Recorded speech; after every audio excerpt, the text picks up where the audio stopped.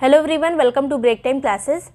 इस वीडियो में हम कंप्लीट महासागरीय जलधाराएं कवर करेंगे और इसमें हम महासागर वाइज लेंगे, जैसे अटलांटिक की एक साथ मैपिंग से करेंगे पूरा, तो पूरा कॉन्सेप्ट इसी से क्लियर हो जाएगा। इसके बाहर जलधाराएं नहीं पूछी जाती हैं, जलधाराएं बस इतनी ही है, इसी वीडियो में आपका कवर हो जाएगा।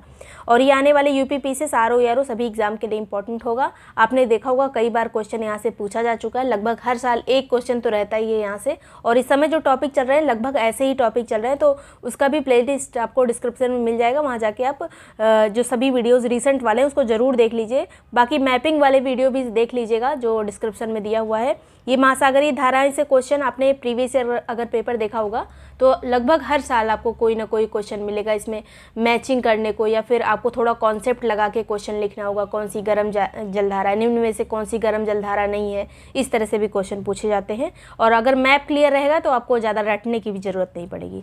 तो चलिए शुरू करेंगे। यूपीपीसीएस आरओ एआरओ या जो दोनों का कंबाइंड ग्रुप चल रहा है, कोई भी ग्रुप ज्वाइन करने के लिए जो नंबर दिया है इसे व्हाट्सएप करके ग्रुप की डिटेल्स ले सकते हैं। उसमें ये सभी नोट्स वगैरह जो बूस्टर वाले चल रहे हैं वो भी मिल जाएंगे, और बाकी के जो सब्जेक्ट वाइज नोट्स हैं वो भी मिल जाएंगे। जो टेस्ट वगैरह हैं, पीवाईक्यूज है, सब आपको उसी में मिलेगा। इसके अलावा यूपीपीसीएस मेंस का भी आंसर राइटिंग का ग्रुप चल रहा है, जिसमें मेनली आंसर राइटिंग होती है, या फिर मेंस से रिलेटेड अगर कोई थोड़ा बहुत मटेरियल है तो वो भी उसमें उसी में जाता है। अब टॉपिक पे आते हैं, महासागरीय धाराएं। जो अगर मेंस में आपका ये टॉपिक आ जाए, क्योंकि मेंस का भी ये टॉपिक है जीएस 1 के लिए, तो महासागरों में जल के एक निश्चित दिशा में प्रवाहित होने की गति को धाराएं कहा जाता है। ये एक बेसिक बात है। धाराएं जो होती हैं, आपको जो पूरा समुद्र होता है, समुद्र की जो सतह होती है उसमें कुछ निश्चित जल राशि जो है किसी एक दिशा में जा रही होती है, तो उसी को जलधारा कह दिया जाता है।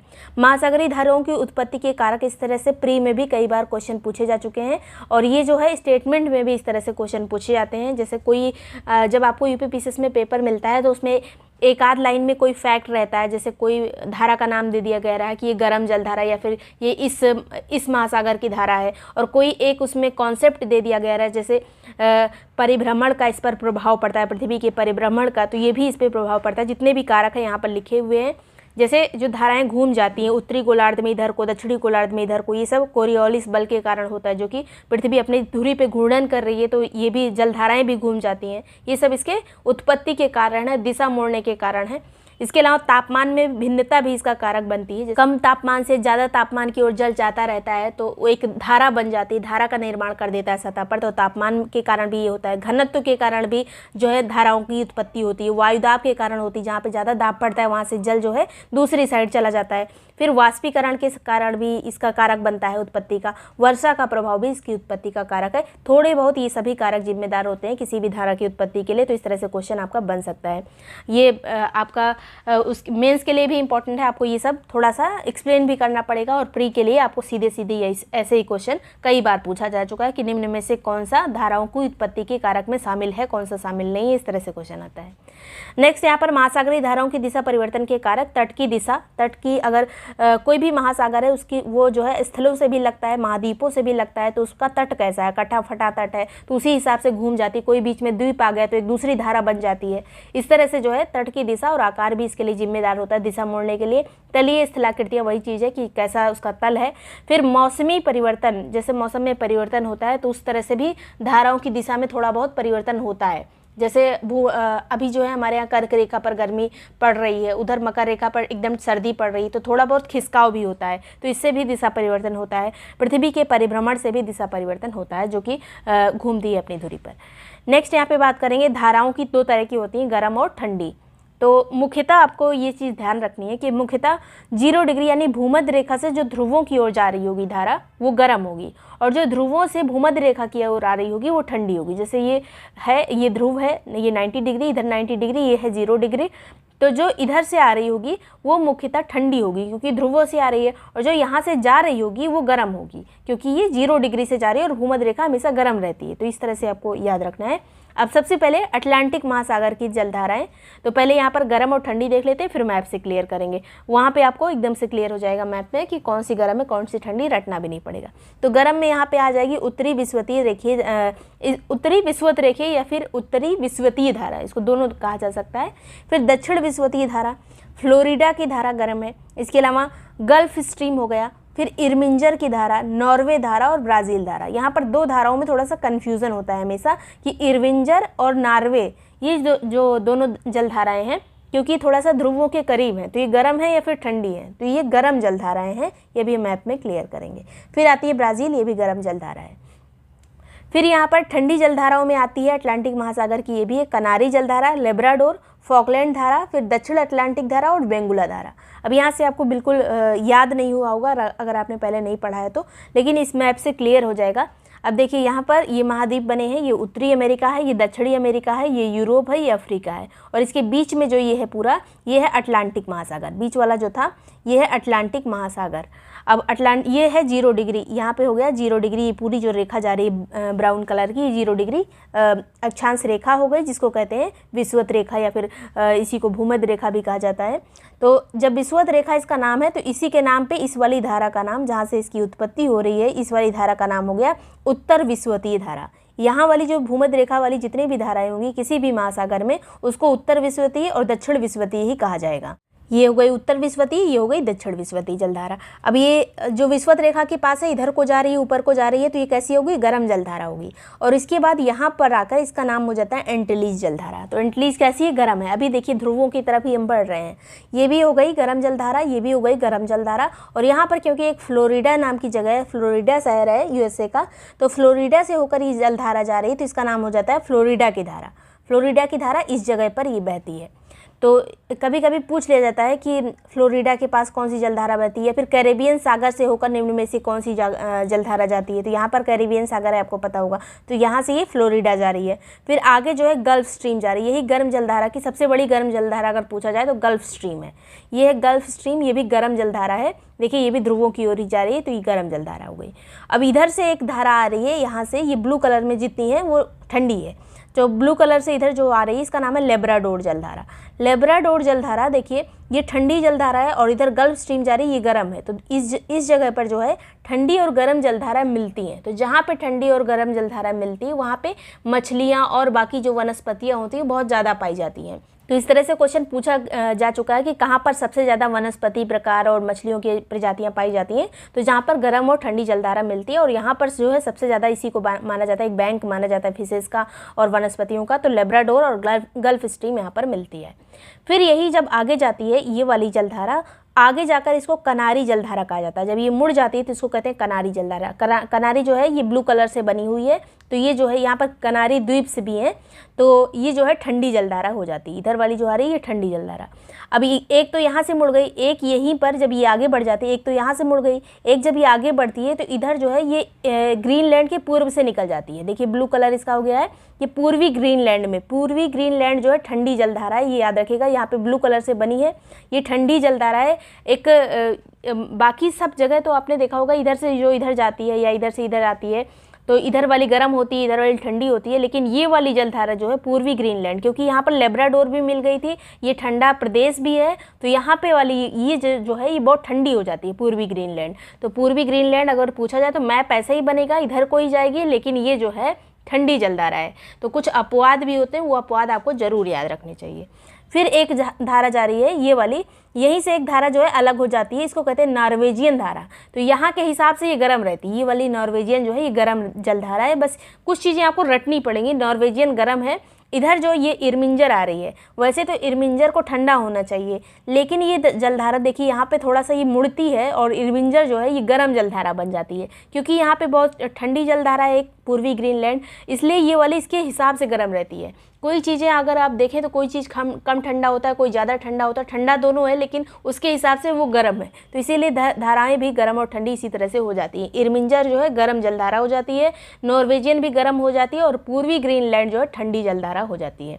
इधर रेनेल एक जलधारा आती है छोटी सी, ये रेनेल जलधारा गर्म जलधारा है। तो इतना चीज़ आपको रट लेना है। ये इतनी जलधाराएँ जो है जो थोड़ा सा अपवाद में है, उसको आपको रट लेना है कि नॉर्वेजियन, इरमिंजर, ये दोनों जो है गर्म जलधारा है, पूर्वी ग्रीनलैंड ठंडी है, रेनेल गर्म है। ये तीनों गर्म हो गई, नॉर्वेजियन, इरमिंजर, रेनेल, और जो ठंडी है वो है पूर्वी ग्रीनलैंड। और इधर कनारी भी ठंडी जलधारा है। तो ये हो गई अटलांटिक की, उत्तरी अटलांटिक की हो गई। अभी दक्षिणी अटलांटिक पे आते हैं। दक्षिणी अटलांटिक में ये विषुवत रेखा के पास जो है दक्षिण विषुवतीय धारा है। फिर इधर क्योंकि यहाँ पे ब्राज़ील देश है तो ब्राज़ील नाम से हो गई ये ब्राज़ील जलधारा, ये भी गर्म है, दक्षिण विषुवतीय भी, ब्राज़ील भी गर्म है। उसके बाद इधर से आ जाती है ये पश्चिमी वायु प्रवाह, ये पश्चिमी वायु प्रवाह आ जाता है और इधर से एक धारा जा रही होती है जिसका नाम है फॉकलैंड जलधारा, क्योंकि यहाँ पे फॉकलैंड द्वीप है तो ये जो है फॉकलैंड जलधारा इसका नाम है। ये ब्लू कलर से है, ये जो है ठंडी जलधारा है। फिर यही जब आगे मुड़ती है तो इसको कहते हैं बेंगुएला धारा। जब ये पश्चिमी वायु प्रवाह और ये सब पूरा मुड़ के इधर से आता है तब इसको बेंगुएला जलधारा के नाम से जाना जाता है। ये बेंगुएला कैसी है तो ठंडी जलधारा है। तो कई बार ये बेंगुएला पूछा जा चुका है, ठंडी है कि गर्म। तो ये जो है अटलांटिक, दक्षिण अटलांटिक की धारा है। बस एक चीज़ आपको, एक दो चीज़ क्लियर होनी चाहिए कि जैसे बेंगुएला का नाम पूछा गया तो दक्षिणी अटलांटिक में, उत्तरी अटलांटिक में, इस तरह से भी क्वेश्चन आ जाता है। तो बेंगुएला जो है दक्षिणी अटलांटिक की है और कैसी है तो ये ठंडी जलधारा है। ये देखिए ठंडी है क्योंकि ये इधर से आ रही है, ये ठंडी जलधारा हो गई। फॉकलैंड और बेंगुएला दक्षिणी अटलांटिक में दो ठंडी जलधाराएं हैं, फॉकलैंड और बेंगुएला। नेक्स्ट ये अटलांटिक की सभी जलधाराएं हो गई। सबसे ज़्यादा टफ ये अटलांटिक वाला होता है, इसलिए हमने सबसे पहले यही क्लियर किया है और इसको अच्छे मतलब ध्यान से देख लीजिएगा, पूछा जाता है जरूर। हिंद महासागर की धाराएं, तो इसमें गर्म जो है 3 याद करनी और ठंडी 2। विषुवत रेखीय धारा, ये तो आपको पता ही होगा, गर्म हो गई। फिर मोजाम्बिक धारा हो गई, अगुलहास धारा हो गई। ठंडी में पश्चिमी ऑस्ट्रेलिया धारा हो गई और पछुआ पवन प्रवाह, पछुआ पवन प्रवाह और पश्चिमी ऑस्ट्रेलिया जो है ये ठंडी जलधाराएं हिंद महासागर की। अब यहाँ पर ये हिंद महासागर है। अब इसमें आपको पता चल रहा होगा ये है अफ्रीका महाद्वीप, ये है एशिया महाद्वीप। अब यहाँ पे ये है ऑस्ट्रेलिया महाद्वीप। जब यहाँ पे हम बात करेंगे जलधाराओं की तो उत्तर में तो बहुत ज़्यादा जगह ही नहीं बचती है क्योंकि यहाँ तक तो भारत ही है, ये है 0 डिग्री। अब इसके इधर वाले ही जलधाराएं हमको कवर करनी है क्योंकि यहाँ पर दक्षिणी जो ध्रुव है, दक्षिणी एरिया जो है, दक्षिणी हिंद महासागर, उसी में ज़्यादा हमें जगह मिलती है धाराओं वगैरह के निर्माण के लिए। इसमें ज़्यादा धाराएं नहीं बन पाती क्योंकि स्थल भाग आ जाता है। तो यहाँ पर उत्तर में केवल याद रखना है उत्तर विषुवतीय जो कि गर्म जलधारा। फिर दक्षिण विषुवतीय इधर देखेंगे तो ये भी गर्म हो गई। एक यहाँ पर मेडागास्कर द्वीप, आपको पता होगा अफ्रीका के जस्ट बगल में मेडागास्कर द्वीप, इसके अंदर से एक धारा आती है जिसका नाम है मोजाम्बिक जलधारा। क्योंकि यहाँ पर मोजाम्बिक देश है इसीलिए इसका नाम हो गया है मोजाम्बिक जलधारा। ये गर्म जलधारा है। और इसी मेडागास्कर के इधर से एक धारा आती है जिसका नाम है अगुलहास जलधारा, ये भी गर्म जलधारा है। तो मोजाम्बिक और अगुलहास 2 गर्म जलधाराएं हो गई।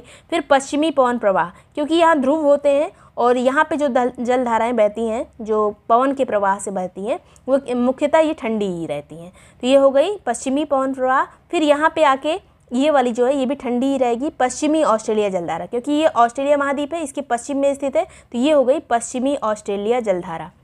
इसमें ज़्यादा याद करने की भी ज़रूरत नहीं क्योंकि लगभग सभी का नाम जो है उसी देश, उसी या महाद्वीप के नाम पर हो गया है। तो पश्चिमी ऑस्ट्रेलिया हो गई है ठंडी। उसके बाद ये हो गई मोजाम्बिक जलधारा क्योंकि यहाँ मोजाम्बिक देश है। इधर अगुलहास हो गई। अब ये हो गई दक्षिण विषुवतीय। आपको क्लियर हो गया होगा क्योंकि 3 ही आपको याद करनी है।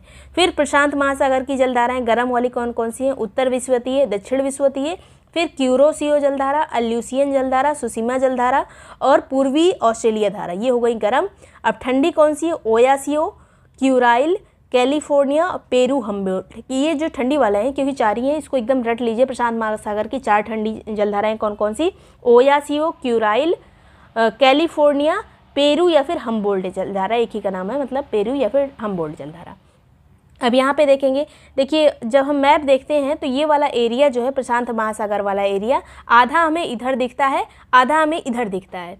क्योंकि यहाँ पर जो हमारा वैसे तो पृथ्वी गोल है लेकिन जब मैप को हम सीधा करते हैं तो प्रशांत महासागर के बीच से ही काट देते हैं उसको। तो अगर उसको दोनों को मिला दिया जाए तो यही वाला सीन बनेगा। उसमें इधर रूस आ जाएगा, इधर चाइना आ जाएगा, इधर ऑस्ट्रेलिया महाद्वीप आ जाएगा, इधर उत्तरी अमेरिका, इधर दक्षिणी अमेरिका। ये बीच में जो है दोनों मिला के ये जो मैप में हम सीधा जब मैप देखते हैं तो आधा उधर आधा उधर ये मिल जाता है और ये पूरा प्रशांत महासागर हो जाता है।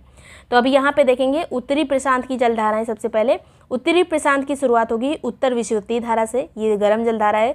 फिर यही आगे जाएगी तो इसको कहेंगे क्यूरोसियो धारा, ये वाली धारा होगा क्यूरोसियो। और ये है, आपको पता होगा, ये जापान है। और इसके इधर से जो धारा जा रही है ये इसको कहते हैं सुसीमा धारा, ये भी गर्म जलधारा है। क्यूरोसियो भी गर्म हो गई, सुसीमा भी गर्म जलधारा हो गई। फिर इधर एक उत्तरी प्रशांत धारा, ये भी गर्म ही जलधारा है, उत्तरी प्रशांत गर्म जलधारा है। फिर इधर से एक आ रही है क्यूराइल या फिर ओयासियो, एक ही यहाँ पर ठंडी याद करनी है, क्यूराइल या फिर इसी का नाम है ओयासियो। ये जलधारा इसके बीच से आ रही है। देखिए यहाँ पर अलास्का है, आपको पता होगा, ये उत्तरी अमेरिका के इधर में अलास्का एकदम ठंडा। इधर जो है रशिया है, रसिया भी का भी इधर साइबेरिया वाला क्षेत्र एकदम ठंडा है, यहाँ से ध्रुवों से धारा आ रही है तो ठंडी ही आएगी, इधर वाली ठंडी जलधारा हो गई। फिर आगे बात करेंगे उत्तरी प्रशांत धारा, जब आगे इधर बढ़ेगी तो इसका नाम हो जाएगा कैलिफोर्निया की धारा, क्योंकि यहाँ पर कैलिफोर्निया स्थित है, उत्तरी अमेरिका का कैलिफोर्निया प्रांत यहाँ पर है। तो कैलिफोर्निया की धारा ये जो है ठंडी जलधारा है, क्योंकि इधर आ रही है तो यहाँ के हिसाब से, क्योंकि यहाँ बहुत गर्मी है इसलिए ये ठंडी जलधारा मानी जाएगी। कैलिफोर्निया धारा कैसी है? ठंडी जलधारा है। उसके बाद फिर से यही वाला क्रम चलता जाएगा। नेक्स्ट यहाँ पर नीचे वाला जिसको कहेंगे दक्षिणी प्रशांत महासागर, तो इसमें दक्षिण विषुवतीय धारा होगी। फिर ये ऑस्ट्रेलिया के इधर वाले में हमने देखा था पश्चिमी जलधारा थी, पश्चिमी ऑस्ट्रेलियन धारा जो कि हिंद महासागर में बह रही थी। इधर क्या आ जाएगा, क्योंकि ये ऑस्ट्रेलिया की पूर्व में है तो पूर्वी ऑस्ट्रेलियन धारा। पूर्वी ऑस्ट्रेलियन धारा पूछा जा चुका है कि किस महासागर में बहती है, तो प्रशांत महासागर, दक्षिणी प्रशांत महासागर में बहती है। और पश्चिमी ऑस्ट्रेलियन धारा जो इधर से जा रही थी वो कहाँ बहती है, तो वो हिंद महासागर में बहती है। तो ये दोनों चीज़ें आपको क्लियर होनी चाहिए। ऑस्ट्रेलिया की पूर्व पश्चिम से धारा का नाम रख दिया गया है। फिर आएगा यहाँ पर पश्चिमी वायु प्रवाह। फिर इधर जो ये जब मुड़ेगा यहाँ पर तो इसको कहा जाएगा पेरू या हम्बोल्ट की धारा। पेरू और हम्बोल्ट, यहाँ पर पेरू देश है और पेरू और हम्बोल्ट की धारा इसी को कहा जाता है, चाहे हम्बोल्ट बोलिए चाहे पेरू बोलिए, दोनों जो है ठंडी जलधारा है, पेरू या फिर हम्बोल्ट। उसके बाद ये ऐसे घूम जाती है, फिर यही क्रम चलता रहता है। तो बस इतना हमें याद रखना है। इन्हीं में से क्वेश्चन पूछा जाता है, इससे बाहर एक भी जलधारा नहीं आती, क्योंकि इससे बाहर कहीं पे भी लिखी ही नहीं है। तो मैंने सब कुछ यहीं पर लिख दिया है। और वीडियो पसंद आया, यूज़फुल लगा तो लाइक सब्सक्राइब कर लीजिएगा। एग्जाम के पहले एक बार जरूर रिवाइज करिएगा इसको, क्योंकि जलधाराओं से क्वेश्चन बहुत पूछे जाते हैं। इन सभी नोट्स के लिए UP PCS pre, RO pre या दोनों का कंबाइंड ग्रुप ज्वाइन कर सकते हैं। ज्वाइन करने के लिए जो नंबर दिया है इस पर व्हाट्सएप करके ग्रुप की डिटेल्स ले सकते हैं, उसको प्रॉपरली पढ़कर ज्वाइन कर सकते हैं। Thank you so much watching break time classes.